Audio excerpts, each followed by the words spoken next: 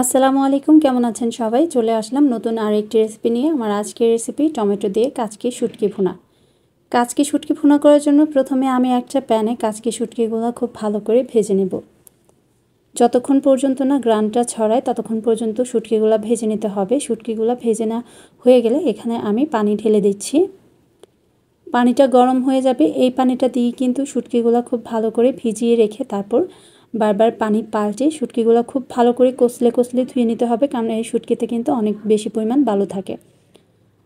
শুটকিগুলো আমি বেশ ভালো করে ধুয়ে নিয়েছি। এখন প্যানটাতে আমি দিয়ে দিচ্ছি পর্যাপ্ত পরিমাণে তেল, আর দিয়ে দিচ্ছি হাফ কাপের মতো পেঁয়াজ কুচি, দিয়ে দিচ্ছি 4-5টা রসুন কুচি।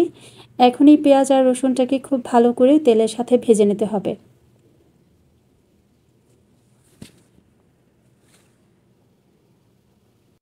আমি একটু সময় নিয়ে পেঁয়াজ কুচি আর রসুন কুচিগুলোকে ভালো করে ভেজে নিয়েছি। এখন মশলা অ্যাড করার আগে এখানে হাফ কাপ পানি দিয়ে দিলাম। এখন দিয়ে দিচ্ছি হাফ চা চামচ হলুদ মরিচের গুঁড়ো। এই রান্নাটা আমি শুধু হলুদ মরিচের গুঁড়ো দিয়েই রান্না করব, এর চেয়ে বেশি মশলা অ্যাড করব না।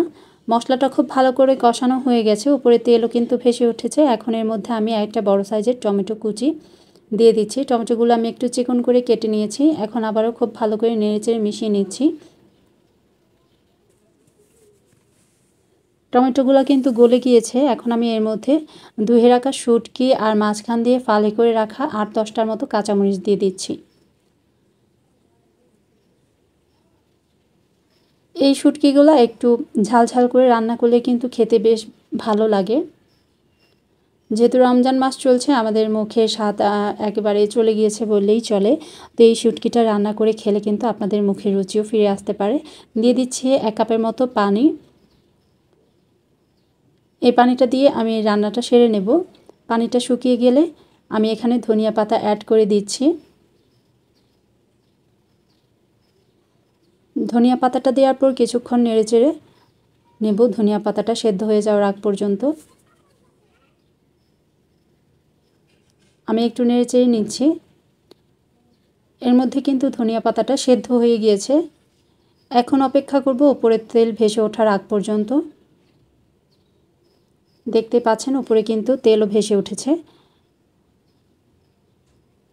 এখন আমি চুলা থেকে নামিয়ে একটা সার্ভিং ডিশে আপনাদেরকে সার্ভ করে দেখাচ্ছি।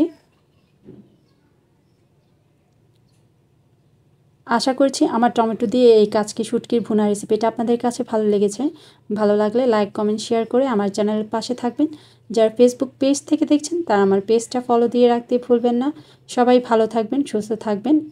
আজকে এখানেই বিদায় নিচ্ছি। আল্লাহ হাফেজ।